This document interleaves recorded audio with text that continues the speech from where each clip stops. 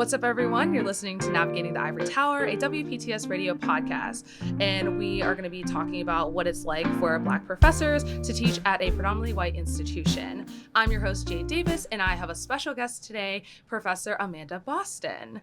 So today we're going to be talking about just the exploration of what it's been like for a lot of African-American professors here at the University of Pittsburgh. And so I'm just going to have you introduce yourself. You can talk about maybe your background research, what you teach at the university. Sure. So again, Professor Amanda Boston. I'm an assistant professor in the Department of Africana Studies. My research, teaching, and writing focus on 20th century and contemporary African-American urban history, politics, and culture. And my primary research is focused on race and gentrification in my hometown of Brooklyn, New York. I'm a very proud Brooklynite. Anyone who knows me knows that. And so the classes I've taught since I've been at Pitt include early 20th century Black social movements, Black life in the post-industrial city, Introduction to Africana Studies, African American History since 1865, and also one graduate course. We just started a doctoral program in Africana Studies last school year, the fall of 2023. And I taught an Africana Studies Pro seminar, basically a research course on Black migration and community formation.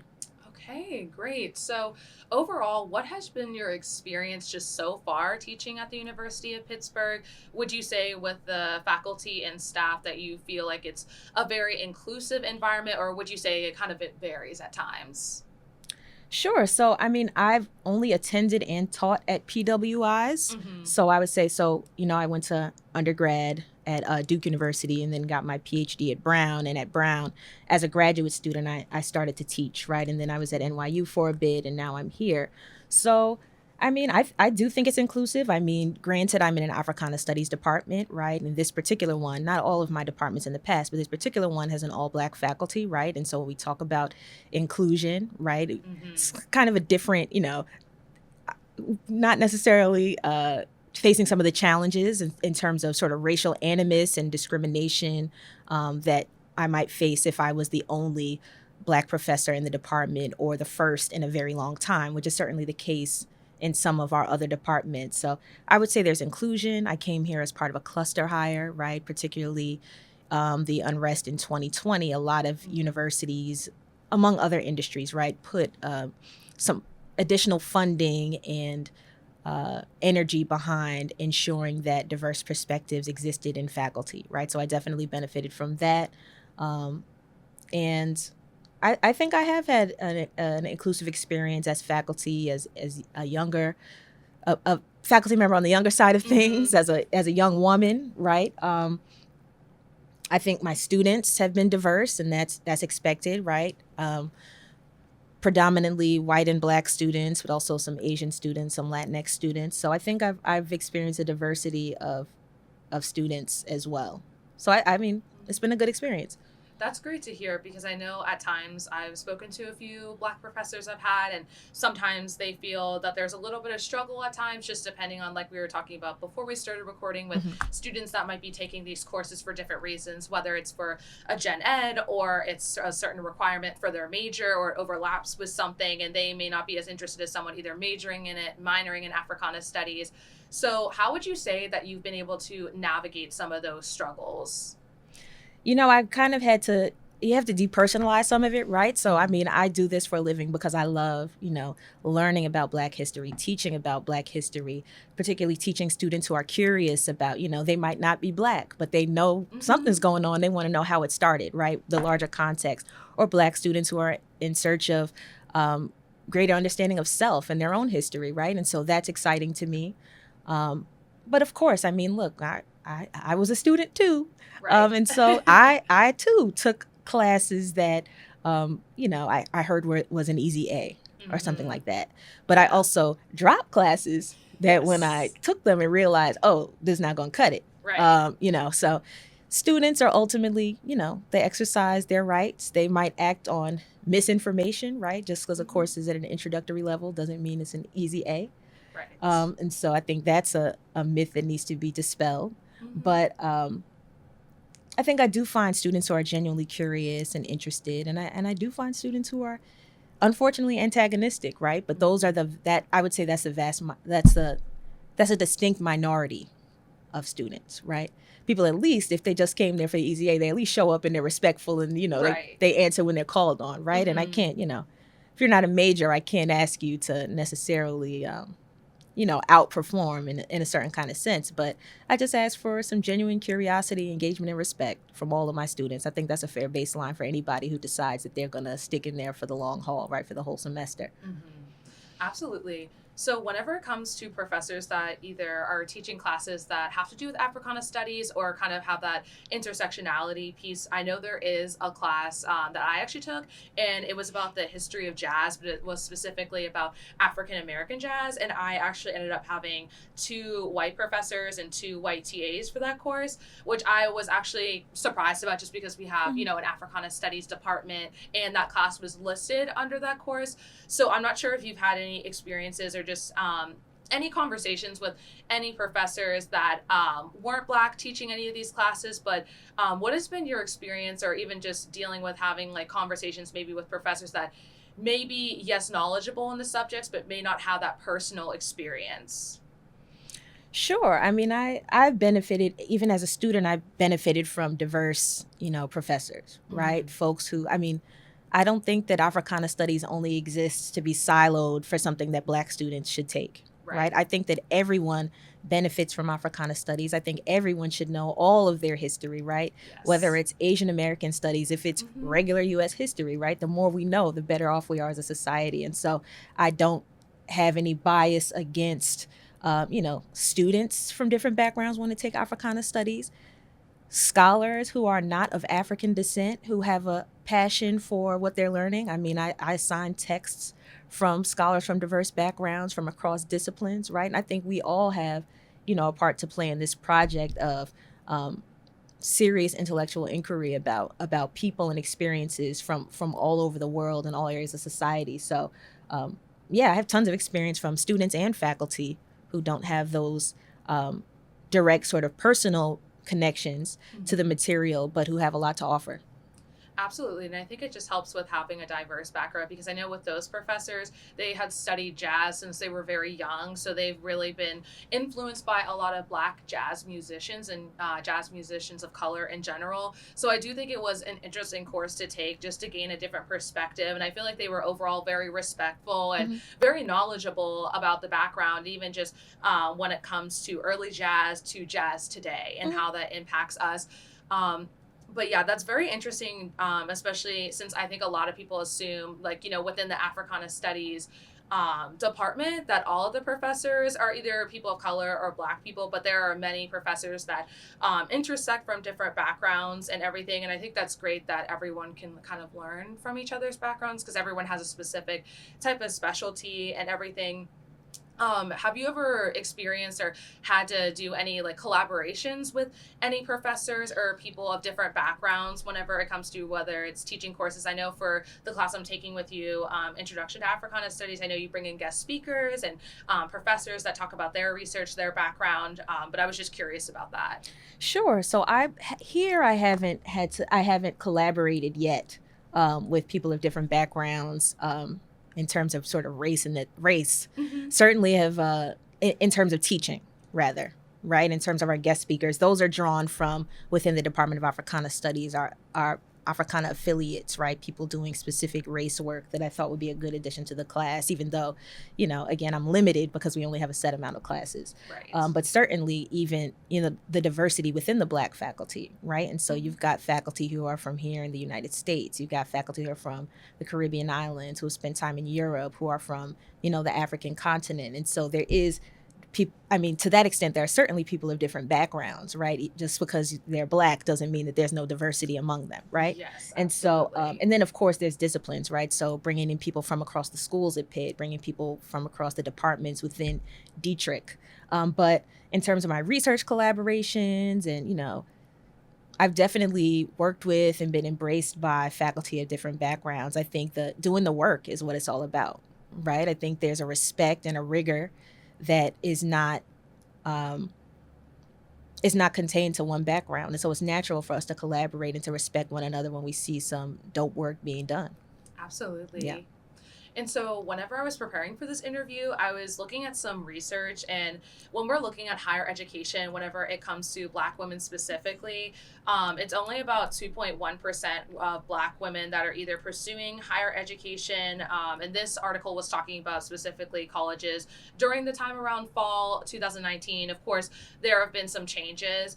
But based on some of these statistics that I feel like a lot of people hear about just lack of just the pursuit of higher education or even the ability to pursue higher education as African American women or African American people, do you think that in the future there are ways that people can continue to pursue, whether it's maybe getting a master's or a PhD, but of course with different things that are going on with the current presidential administration, this does make it difficult for people financially to make these choices. So I just wanted to hear your perspective on that, especially just as someone that is in higher education. Sure. I mean, as you mentioned, right, funding for a lot of we call them pipeline programs, right? We look at marginalized groups within academia and not just along lines of race, right? We think about women in STEM and some of the critical programs that have increased the number of women doctors, white women doctors, right? And scientists and things of that nature, right? A lot of those have been targeted by the current presidential administration and eliminated, right? And so, but that doesn't mean that the people who are in these places like me who have benefited from these structures and these extra supports can't still do the work we're meant to do, right? And so that means being role models for students who maybe didn't consider, being a professor within the realm of possibility. I know when I went to undergrad, I wasn't like, oh, let me be a professor. I was probably, one of those aspiring lawyers, right? Like so many folks are. So one thing we can do is serve as role models. Another thing we can do is shepherd in the current generation of, minoritized PhD candidates that's currently here, right? Because that's getting your PhD is oftentimes a 5 to 6 year ordeal. And so, there's a lot of work that still needs to be done for the folks that are here, right? We can't just give up because, word from on high is that, this stuff is untenable or not valued, right? We have to be convinced of the importance of our work and continue to do it. So part of it is being role models. Part of it is seeking funding that's not federal, right? It might be sort of philanthropic funding to keep doing this work. But, particularly, right, I tell my students a lot that, Ron DeSantis and Trump and all that, that's not, Black studies has always been under attack. Right. And so we've always had to move around and utilize our resources, oftentimes without the support, sometimes of even our own university, right? Much less the president of the United States, right? And so it's also about looking at those traditions of resistance, of those networks of support that we've created and relied on to even get to this point today. Absolutely. And especially when we think about even just undergrad education, I think this is something that I didn't realize until I came to Pitt. I didn't realize that there wasn't a lot of, even specifically just like African American students. I feel like a lot of the students that are here that are Black, a lot of them are either of African descent, or they are from some African country, or their family is and everything. And that was super interesting to me because I wasn't expecting that big of a population and everything. And I think I was discussing this at one point with my parents because I thought that was super interesting that I didn't see a lot of Black American students here. And I think a lot of it is even just like you said, like there's so much like lack of funding, especially now. And I feel like a lot of scholarships that maybe people were using or able to get in the past, it's much more difficult. And I even know for some of my friends that obtained those scholarships, they're concerned about a lot of them being revoked, and they're not really sure or certain about where their education is going to go when it comes to undergrad, if they'll have to take maybe like a gap year or something. And I think that's something that it's just not really like discussed, especially at Pitt, because I think a lot of people just consider it like, okay, there's 8% of Black students at Pitt, but no one really thinks about the specific demographics or how there's certain demographics that aren't really showcased here. And I thought that was just like really interesting, just like in my experience, just being a student here as well. Yeah, I mean, again, we tend to think of, well, I think just the collective experience of, racial discrimination, slavery, colonialism, and all that, that's led to a certain kind of race-based solidarity that's helpful, particularly when it comes to social movements and thinking about, again, how racial discrimination affects Black people of all backgrounds and across across distinctive identities that exist within race, for example, ethnicity, gender, class, all that. But there's a lot of diversity within Blackness. So we need to be able to disaggregate that data, right, to understand what unique challenges and opportunities are facing Black students from different ethnic backgrounds, different, varying immigration status, class status, geographic, origin, that sort of thing, right? So, there's certainly more work to be done by the university and among students themselves in terms of understanding those differences and fleshing them out. But what you're saying about the current climate and how it can affect students' ability to stay enrolled, right? It's real. And it's becoming more expansive, right? And so I think in the beginning, we were thinking about student visas being revoked associated with, student protest. But I think in more recent weeks, right, I think I read yesterday that the visas maybe of two grad students have been revoked at Pitt. So, I think even the reasons for that are becoming more unclear, right? It's students who didn't participate in any protests or might have had a traffic violation, so I think we've all got to, again, it's not just those bad kids over there who have to fear what's going on. I think we've all got to realize that we have some skin in the game, and what matters to those folks matters to all of us. And then how do we strategize around that?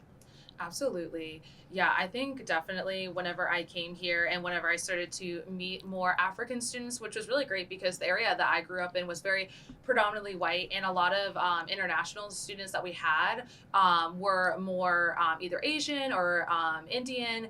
And it was really great to meet people of all different backgrounds and just learn about different cultures that I really wasn't exposed to. But it was kind of funny whenever I came here, like people would come up to me and they'd be like, oh, like, where are you from? And like, what's the origin of your last name? And obviously, of course, because of like, slave trade, like, my last name is Davis. So of course, I don't know that background, or even some of the events or parties, a lot of them were more geared towards African students, which was really great to see. Like, I know they, like every year we have like a Nigerian Independence Day party. We have the African wedding, which is really great. And I think it also just exposes people that are Black American attending a PWI to a lot of these new instances and new cultures.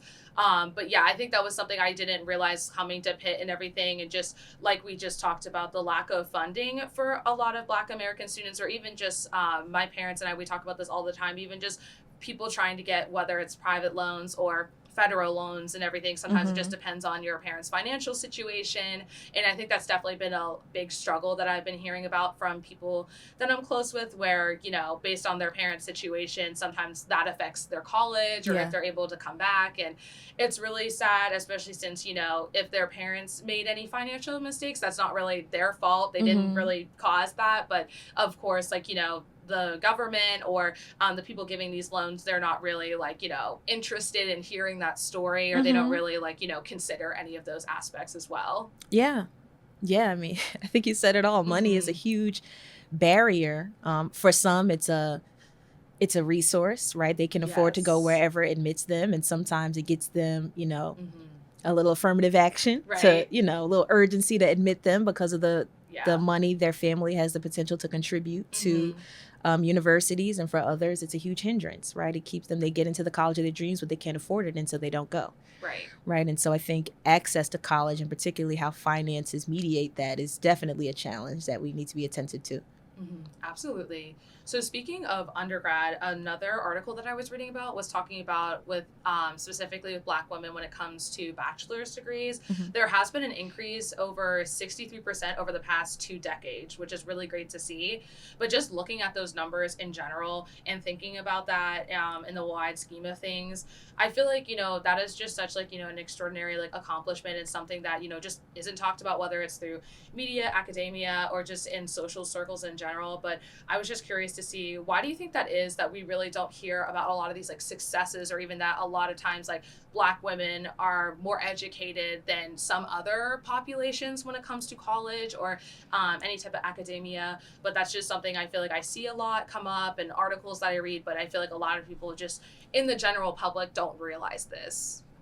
Right. Well, unfortunately, U.S. society is not, or our media scape specifically, is not fertile ground for those kinds of like uplifting Yes. messages, right? So, Yeah. we'd rather sort of bang, bang, shoot 'em up news, who's getting robbed, who's getting killed, that sort of Yes. thing, right? And so that just is not something that folks are going to necessarily be drawn to in a particular kind of way, right? So even, a couple of things we talk about. So one, in Africana studies, right, an intro. Well, one of the things we talk about is that Africana studies was developed to disrupt master narratives Right. about Black life and culture globally, right? And to create counter narratives to disrupt those dominant ways of thinking. So, for example, if some of the dominant narratives around Black folks, right, despite the fact that probably, I can't think of another group who has struggled harder to get an education in our country, right? It was literally illegal for Black people to read. Right. I mean, the pictures we see from the 60s will show you how much Black parents were willing to sacrifice to get their children an education, right? And we think about the Little Rock Nine, we think about Ruby Bridges and so on and so forth. But for some reason, the dominant narrative is that Black people don't value education, right? That Black women, young Black women, right? We see, probably the predominant image of young Black women is that of either the video, well, we used to call them video vixens, right? Or, so the video vixen, the kind of girl fighting in the street, right? So things that don't necessarily indicate that young Black women have a predilection for learning, right? And so when these are the dominant ideas, right, the ones that thrive, the ones that make money and draw in viewers, what incentive is there for these mainstream media organizations to spend time telling you that, oh, Black women are actually, they're achieving, they're going to school, they're getting these degrees, etc. Right? So part of it is just like, how do people in power benefit from knowing the truth? Yes. Right? And so I think part of it is that, right? If you're asking, why don't we learn more about that? Right? There's a lot that we don't know about, and a lot of it is around what's going to make these folks money when they're deciding what to put on the screen.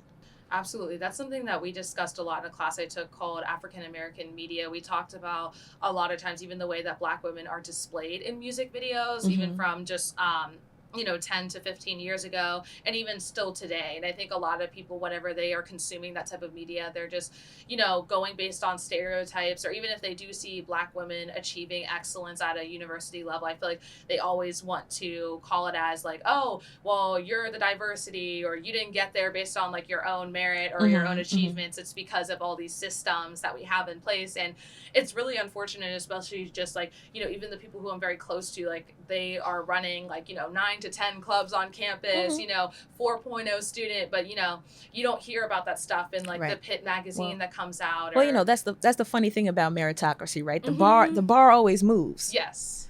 Right? So it's, okay, I got my degree. Well, what did you study? Is it a rigorous discipline? Right.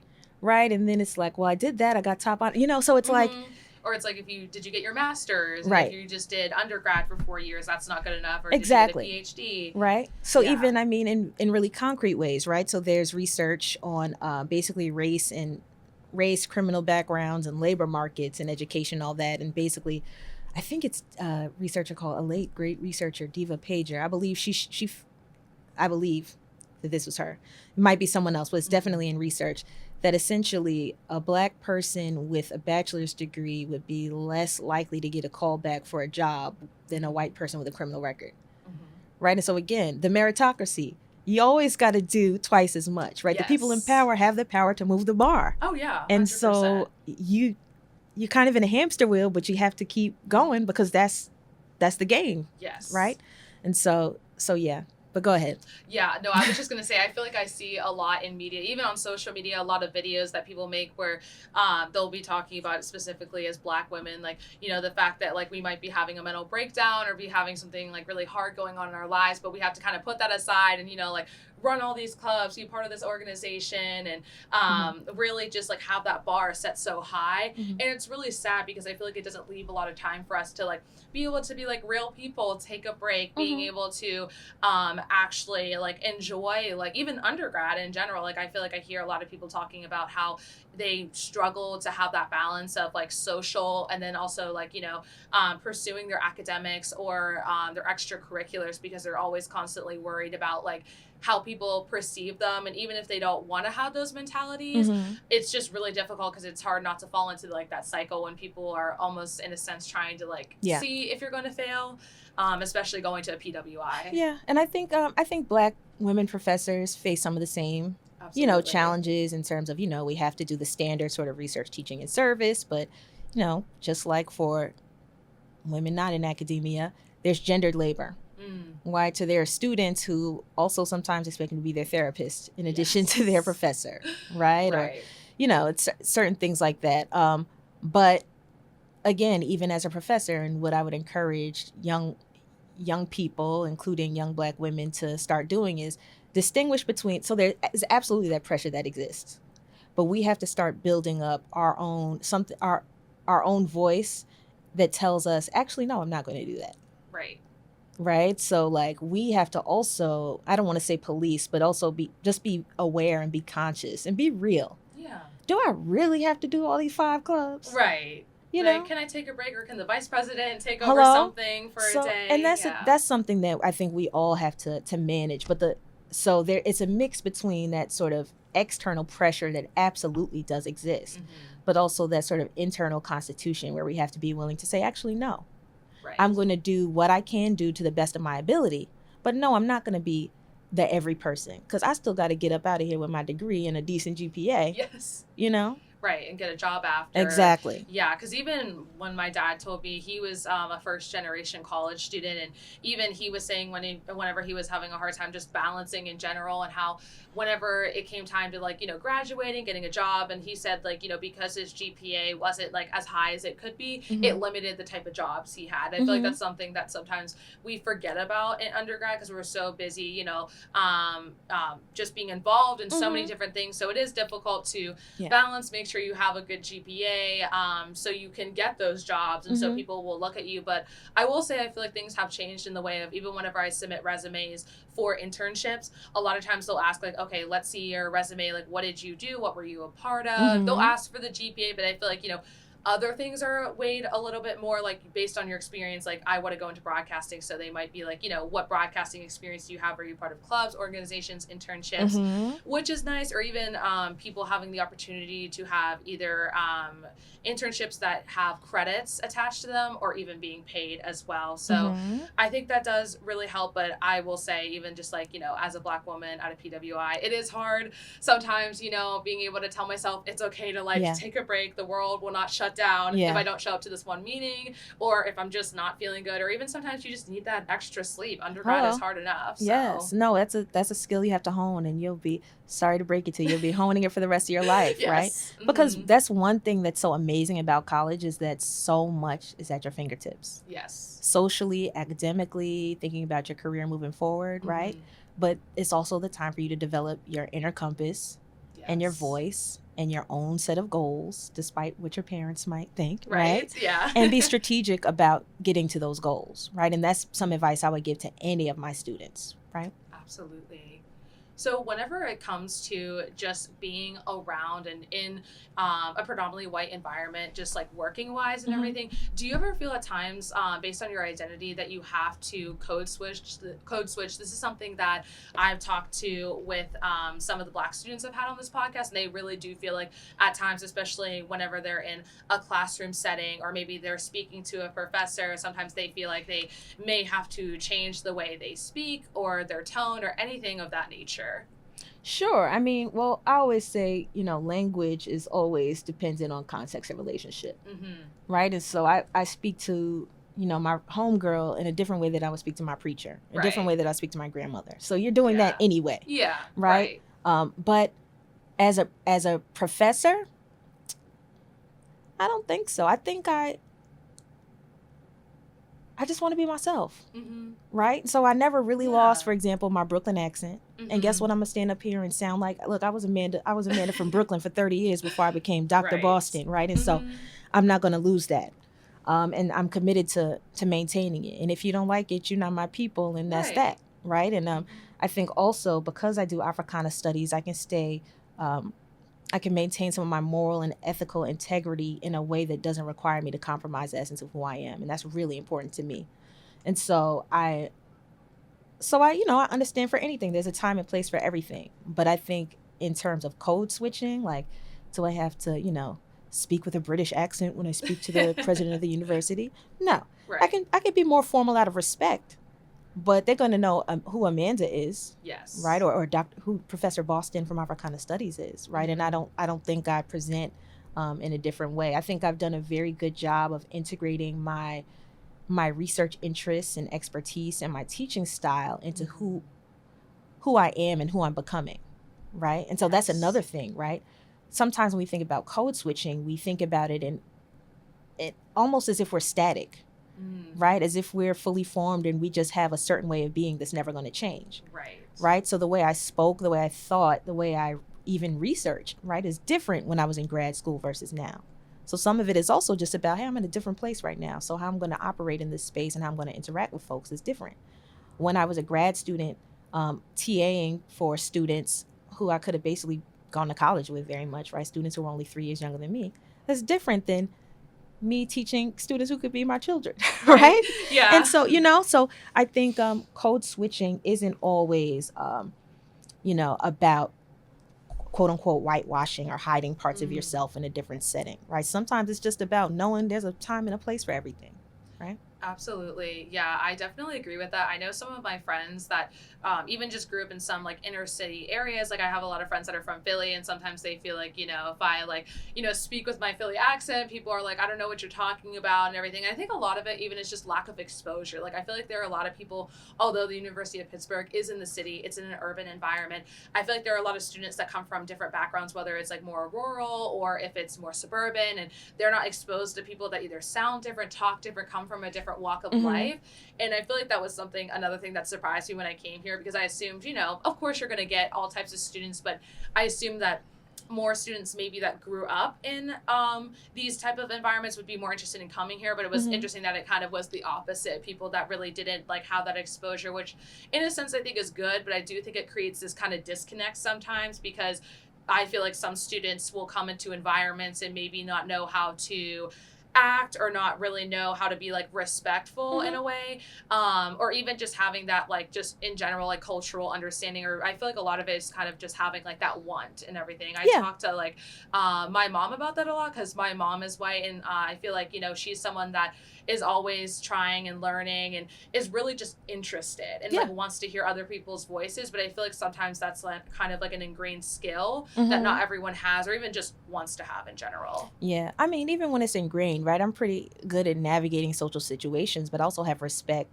and want to, honor when I enter new spaces. I want to honor the way things are, right? So I'm Black, spoiler alert. Right. But I, as part of Malcolm X Week, for example, I went up in the Hill District and participated in a food distribution event, and I asked the woman there, basically to run through certain scenarios with me, because I want to learn how to how to interact respectfully with the people who come through, right? And so I think that's not even, again, not about code switching, but wanting to basically understand the lay of the land, wanting to be respectful, wanting to not, create tension, right? And so I think part of that is just about learning to navigate a new place thoughtfully.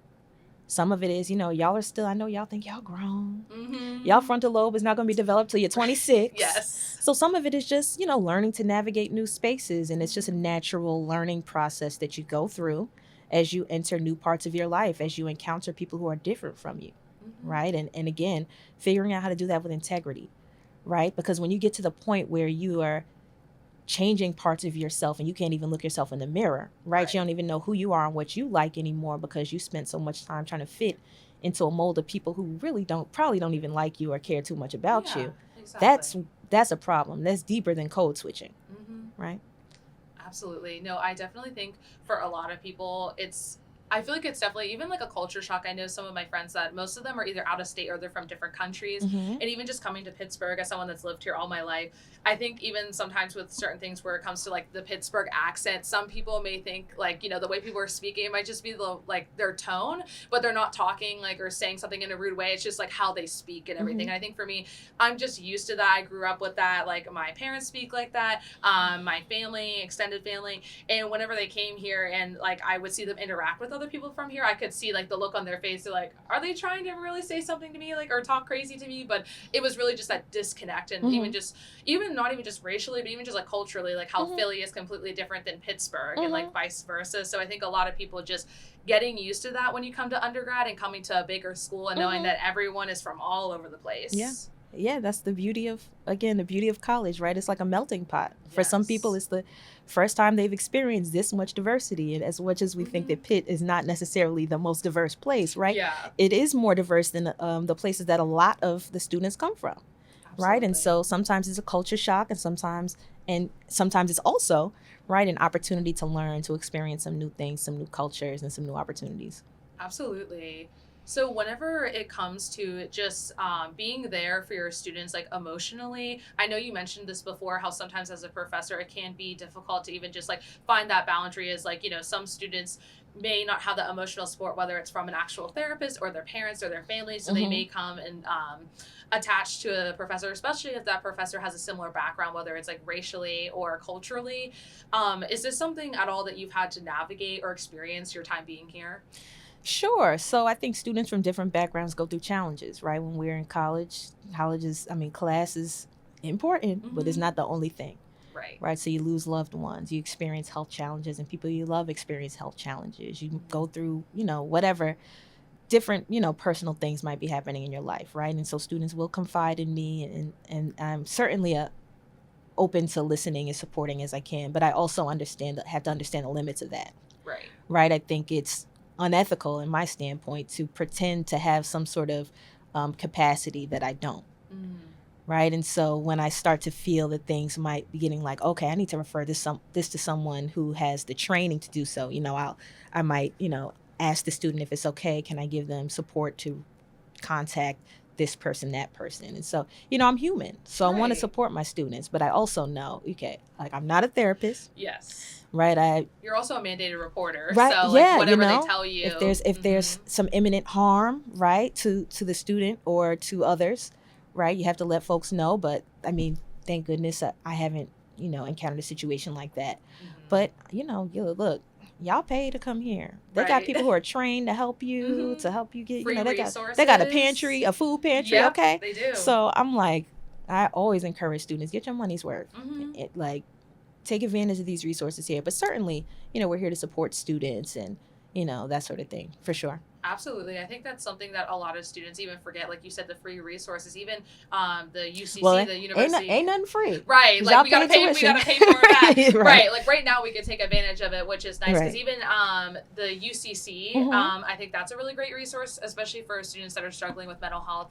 And there are more Black therapists there, and even therapists of color, which is really nice. That's good. I feel like a lot of people are just unaware. I was even unaware until I went to a Black Action Society meeting, and they had a Black male therapist there talking about what he does, and I got some of his information, and he was telling us how many great people work there. And it's nice, especially since you don't have to like worry about like insurance or like paying anything like upfront and everything. And I'm telling you. Yes. And they have so many resources, and I think a lot of people just kind of just get in the groove of things, and like I feel like people are just used to handling issues on their own, that they don't think like, hey, like, right across the street there's a resource for you out there. Yeah. And I think especially around mental health, it's great that you brought up the therapist. I feel like your generation is definitely more vocal about that and has those conversations without, and of course there's still stigma, of course, but I think less so than, when I was in college. So I think, I'm glad that you all are having those conversations and, inviting the therapist to come to the student meeting because, folks go through things, right? And so I think that's also beautiful for you all to introduce one another to those resources. Absolutely. So whenever it comes to your research that you mentioned Mm-hmm. at the university, would you say that at times, I know you talked about having the support, of course, of like the Africana Studies department, but Mm-hmm. in a wider range, would you say that at times it is difficult to share your research in predominantly white spaces? Or do you think just with the added support of other Black faculty and other people of color here, do you think that it has been a good experience for you when it comes to sharing your research? Oh, absolutely. I've gotten a lot of support. From a lot of places. So, well, again, I've educated. I mean, I was educated in predominantly white spaces, professional organizations in academia. Most of them are predominantly white, right? There are those that are predominantly Black, but those were oftentimes created because of the marginalization or exclusion within Yes. professional organizations. I've had incredible support from my colleagues across disciplines, across universities of different backgrounds, mentorship from folks of different backgrounds. Here at Pitt is the same. So, for example, I won the Larry E. Davis Emerging Scholar Award after my first year here. I won a nice sized grant from the Vice Chancellor for Research Oh, and the okay. Office of the Provost. And other things from the dean of the College of Arts and Sciences. So I certainly feel supported and respected among my colleagues and peers. So that's never been. I've never felt like I was marginalized in that regard at Pitt. And also, I mean, they hired me. They knew what I was here to do, Mm-hmm. so they thought that I had enough merit, right, Yes. to do so. So yeah, I definitely feel like I've gotten a lot of support in terms of recognition, but also the institution Pitt, but also, different foundations, the Ford Foundation, Wallace Foundation, Social Science Research Council, institutions outside of Pitt investing in my research and elevating me, and so on and so forth. So I do feel good. I feel supported about my research. That's great. I'm Yeah. really glad to hear that you feel supported because I Mm-hmm. think, like we've talked about, it is difficult when you're teaching at a predominantly white institution or attending one because sometimes you don't know, like, Mm-hmm. if everyone's going to either be on board or support you. But either way, like, you're making your strides, you're teaching, you're winning awards. And I feel like that's just something, of course, like to be very proud of. And also, just even as students coming into your classes, other people's classes, Mm-hmm. just seeing you and your success, I feel like that helps encourage them, even just to whether it's continue on with Africana studies or even just like think about getting a master's or even a PhD as well. For sure. And I mean, I don't mean to paint sort of a Pollyanna picture like, oh, everyone loves my research, Yeah. right? Because I mean, look, any discipline, and again, it's some of this is not even just about race, right? A lot of disciplines, well, every academic discipline, there's some philosophical, theoretical debate going on. People disagree with each other all the time. People think that, they hate such and such a scholar because they did some kind of research on somebody that they disagree with, right? And so Yeah. there's all this tension. There's always going to be, so that's not even getting to sort of, animus, like people who don't think I'm a legitimate scholar because I'm a woman or because I'm, Yeah. Black or whatever, right? Mhm. It's just sort of theoretical disagreements, Yeah. right? And so if that agrees, if that exists rather, why wouldn't there be some people who think, oh, well, she shouldn't get that award because, well, she's not doing it, but I can't let that stop me. Of course. And yeah. so I think that's another thing. It's like when you're moving through the world in a certain kind of way and you're aware that all these isms and phobias exist, are you going to power through or what? Exactly. Right?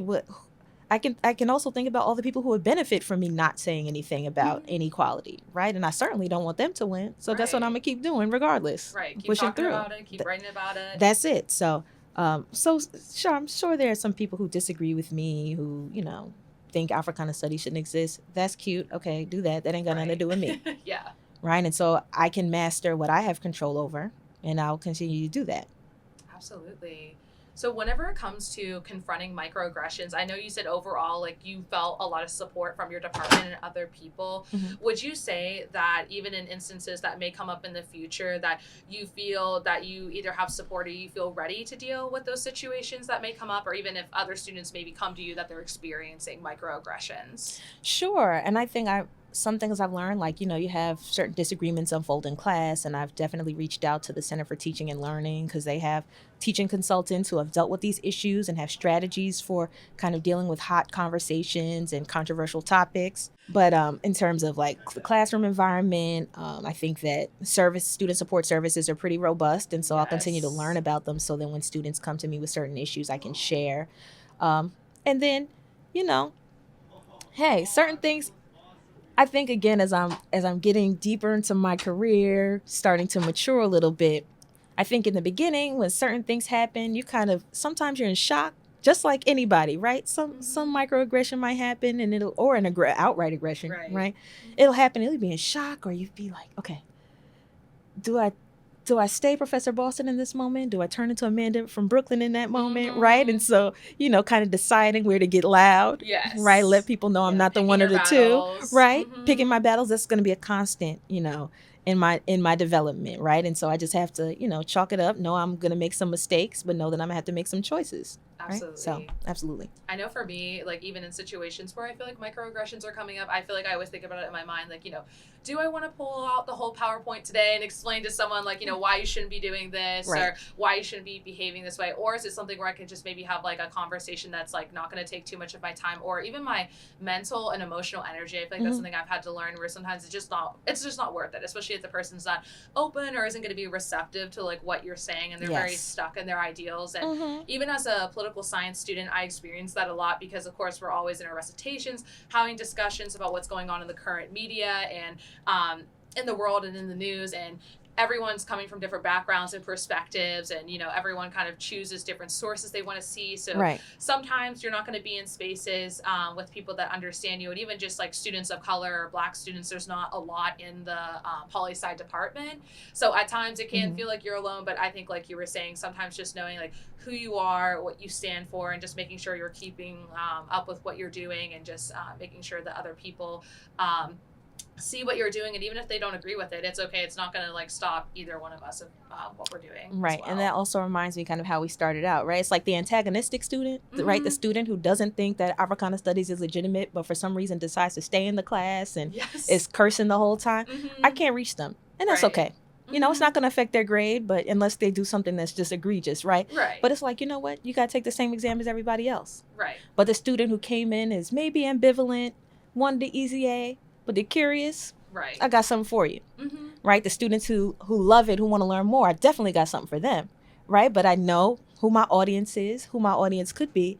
But the people who don't want to be here, don't like me, don't think, there should be any writing on Black folks. But like I said, I'm going to stay in this class for God knows what reason. Right? It's like, look, God bless. You can come over to this side, or you can stay there and be mad, right? But you're going to have to take the same assessments as everybody else. So knowing who you are, knowing your audience, doing your work to the best of your ability. Absolutely. So do you have any advice in general for maybe people that are looking to pursue, whether it's higher education or go into teaching, whether it's in Africana studies, and whether they're like a woman of color and just going into environments that may be a PWI where they're teaching, and just being able to go through those challenges that they might face in the future?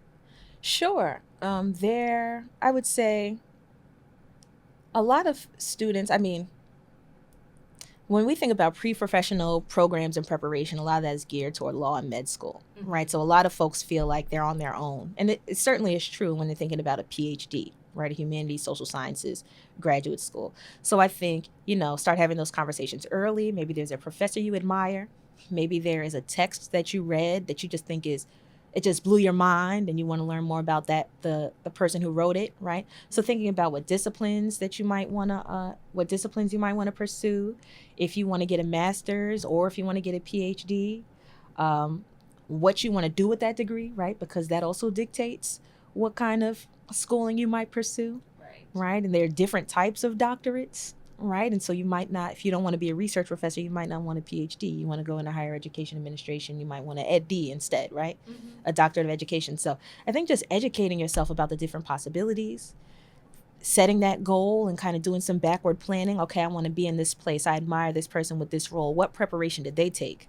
I think that all of that helps, right? Setting the goal and then seeing what it takes to get there. And that can give you an idea of what steps to set for yourself as you plot out your college career and the years after that. Absolutely.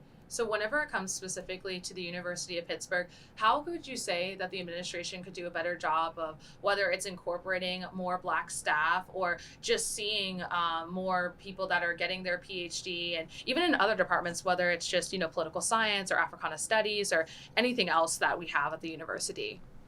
That's a great question. Well, I'm biased, right? So give us more tenure lines so we can hire more Africana Studies faculty, right? More TA support so we can have larger classes, more money, period. So I think just more support for Africana Studies, more support for, don't end the support for faculty who are doing work in sort of race, ethnicity, that sort of thing. I'm not actually familiar with what supports exist for students who are interested in pursuing graduate study, actually. So maybe that's something we could talk about offline. But certainly helping shepherd students through that process so that they're not learning about it by themselves while they're applying. Absolutely. Right? Getting students early and telling them what's possible for them within academia. And, hey, it's very hard to get a tenure track job, right? And tenure is like a path to permanent employment. Basically, it takes 7 years from when you start as an assistant professor to when you can get promoted to associate professor status. It's very hard to get one of those jobs. Right. When a university hires a tenure track professor, they're basically promising a lifetime of employment, right? Or potential. So they don't give those very often. And with these hiring freezes that are going on, it's going to be even harder. So I think we've also got to prepare not just undergrads, but graduate students to learn how to use that expertise outside of academia. Yes. Right. So right now, most of the training, particularly at Pitt is a Research 1 university, which means it's the highest level of research productivity. So when we're training students at an institution like this, you're oftentimes training them specifically for an academic job. But like I said, if the jobs aren't there, but the world still needs our expertise, how can Pitt prepare folks to be leaders beyond academia with these advanced degrees? And so I think that, and this is not just a Pitt problem, it's academia as a whole. So I think Pitt could also probably invest more in just broadening that preparation. And I don't think you have to sacrifice the sort of rigor that's required to get a PhD by showing people how to apply it broadly. Because right now, we need people who know things all over society. And what better place for a Pitt PhD to be than at the top of their field in whatever field they choose. Absolutely. And I think there's a lot of misconception when people get a PhD that the only thing they can do is be a professor or teach. And I think a lot of people even forget about, if you look at CNN, they have a lot of political analysts or people that are specialized in that particular subject, or they're a historian. So I think there are a lot of even options within broadcasting or in the media that a lot of people don't know. But like you said, I think there's a lot of just lack of communication and understanding of what if I want to get a PhD, if I'm interested in the subject, what else can I do if I'm not interested in maybe teaching it or doing something to that level. Yeah. So I think, remember what I said earlier when I was giving a little career advice, I was saying, look at this person, what position did they have and what education was required of them in order to be in that role. Again, I had a dream job years ago that was head of the Blacksonian Museum, right, the National Museum of African American History and Culture. For those folks, Kevin Young, I believe, well, a couple of those folks have had PhDs, right? When I go to that museum, I love what they've done. Their curators are PhDs, folks who, had those advanced degrees. Some of them became professors and left a professoriate to pursue that. But my point is, they had that credential. Right. They had that level of expertise, right? The exhibits they put together were based on books that I basically had to read in my comprehensive exams, right? And so again, I saw those people, I saw the work that I admired that they were doing, and I said, okay, what was required of them to get to that point? And when you get to a certain point, it's going to be an advanced degree, whether that be a JD, right, which is super versatile, but also, again, a PhD, subject matter expertise. Absolutely. So whenever it comes to your research in general, do you think that you would be open to in the future even discussing what we've been talking about throughout this conversation of the experience of Black professors at predominantly white institutions? Or do you know anyone, either PhD students that, are interested in that subject? Because even as I was doing this research for this interview, I did see some articles, but there wasn't a lot about this specific topic and everything, since it's definitely niche and everything. But that's something, at least in my opinion, I would love to see in the future.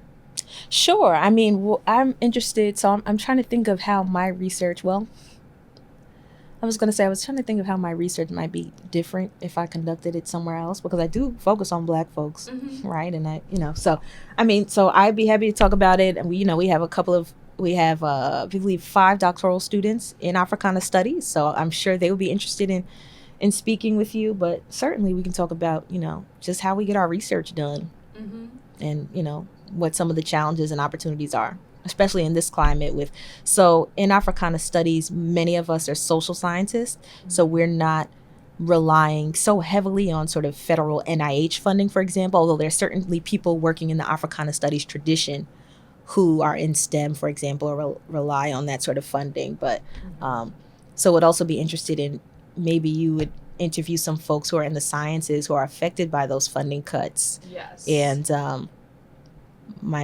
let me not say that, because there's the NIH, which, right, National Institutes of Health, but more recently, the National Endowment for the Humanities came under fire as well. And so again, it's not just a STEM thing, let's be very clear. But I would say most of my colleagues in Pitt's department do not rely so heavily on government funding for their research. And so that allows a certain kind of flexibility and a sense, however shaky or false, that we can continue to do our work, or you know what, that we're going to push through anyway. Right. The closer this comes to home, we're going to get it done. So I think there are lots of questions about not just conducting research at a PWI, but conducting research in this climate, and the challenges and opportunities for scholars to who might be concerned about the future of their research, or might be considering ways to strategize. Absolutely, and I would be really interested to see that in the future as well. And the last question that I wanted to ask you is, just in the future, whenever it comes to just teaching, do you think at any point that you would be interested at all in teaching at an HBCU, or do you think that you will be more focused on teaching either at the University of Pittsburgh or other PWIs as well? I would teach in many places. I would love to teach at HBCU. I have lots of love and respect for HBCUs. My mom went to North Carolina A&T. My grandparents, they went to Norfolk State and Fayetteville State Teachers College. So in many ways, and I was on the board of trustees at Brown University, and we have a partnership with Tougaloo College that began during the Civil Rights Movement. So I definitely think there's an amazing opportunity to just appreciate HBCU culture, to work with HBCU students, to maintain these critical partnerships with institutions like Pitt, like Brown, and with these institutions that have so much to teach us, right? And that we can also pour our care and expertise into. So I would certainly be open to teaching a class at an HBCU. Absolutely, and that would be great to see.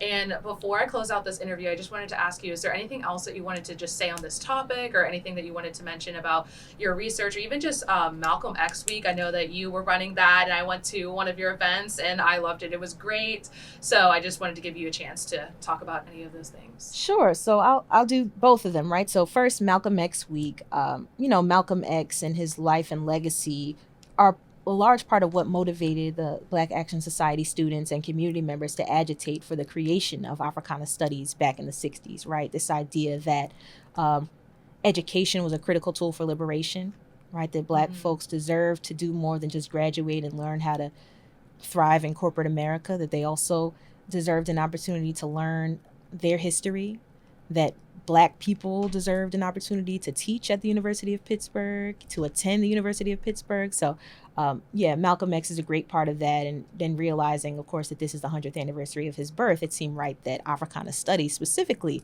would host some events that talk about his life and legacy. So we watched Do the Right Thing on Monday. We had food distribution at the Hill District at the Teenie Harris Center on Tuesday. We had a keynote by Dr. Rich Benson, who's a Malcolm X scholar in the School of Education, on Wednesday. Today, we're doing a little open house and block party. Then I'm going to sleep because it's over. Right, that's a lot. So it was an incredible week, a lot of great energy, diverse crowd, just great to put on these events, to work together with my colleagues to do something that was really dope and impactful, and to teach what we love. So I'm grateful for all the support that we received, and I hope that we were able to continue this dynamic programming in the future. My other message is take Africana Studies. Don't take it for granted. Right. I think that, again, there is no Africana studies without Black student demands. Yes. And so I would love for students of all backgrounds, including particularly Black students, given that historic relationship, to really understand, look, first of all, I didn't get a PhD in Africana studies because I woke up in this skin, right? I had to study it and take it seriously, right? And I want all people, who enroll in Africana studies class to do the same, right? To understand, yes, you can be a doctor, you can be an engineer, you can do all that and take Africana studies. I promise it's not going to look crazy. I promise you're going to get a job, right? So take Africana studies, right? I don't know how powerful people in our country can make it clearer that this stuff is dangerous because it matters. Right. And so I think we, and for many of us, college is our last opportunity to have these rigorous and informed conversations with people who are different from us, right? Being put on to books that we're not familiar with, right? So all these different unique and important opportunities that college provides are true for taking courses in Africana studies. And I want to see more students really take advantage of that, not just show up for the extra credit, but to want to be curious, right? Because it's like, Fahrenheit 451, the books are burning. Yes. They're making these things inaccessible. They are keeping students of color, marginalized students from attending college, right? So it's time to burrow in, right? While we still can. Go ahead and take that class. Go ahead and read that book. Go ahead and be open to that knowledge. And don't think that, it's not rigorous or this or that. Trust me, I've seen the midterm grades. Yeah. It's rigorous. Yes. So take it seriously. Take advantage of the opportunity. Come through. We're here for you. We support you, and you're going to learn a lot and hopefully, reach better, increase knowledge of self, knowledge of community, knowledge of your history when you take our classes as well. I 100% agree with that. And as someone that is pursuing a minor in Africana studies, I definitely highly recommend it. And even I feel like a lot of Black students, they may think, I already know it all or I don't need to take anything. But I feel like every single Africana studies class I take, I learned so much more than I ever thought I could ever know.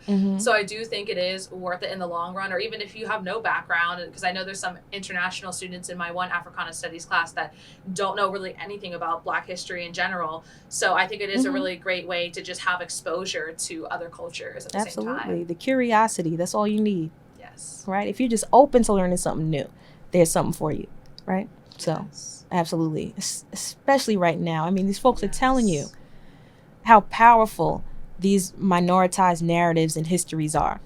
You're going to let them win and say, well, we weren't taking that class anyway, so all right, Trump, there you go. Right. Or are you going to, have that same thirst for knowledge that has existed in our community for centuries? Like, incredible. My grandmother, she was a senior in high school when Brown versus Board of Education was decided, right? And so it's for her to have a granddaughter who has a PhD for loving and sharing Black history. That's incredible. To be able to take these classes, it's a privilege, and it's something we really can't take for granted, especially now. So I hope that we'll have more students, not just Black students, but students from across the university taking it, not just for the gen ed, even though it's good that you get that. Right? But because you really want to learn something. Absolutely. And that you want to use what you learn when you get out of this place. Yes, 100%. Knowledge is power. So I wanted to thank you again so much for being a guest on today's episode. And thank you all for listening to the 8th episode of Navigating the Ivory Tower. Once again, I'm your host, Jade Davis, and we had our special guest, Professor Amanda Boston. And this episode was produced by Tyler Stanley and edited by Amanda Babish.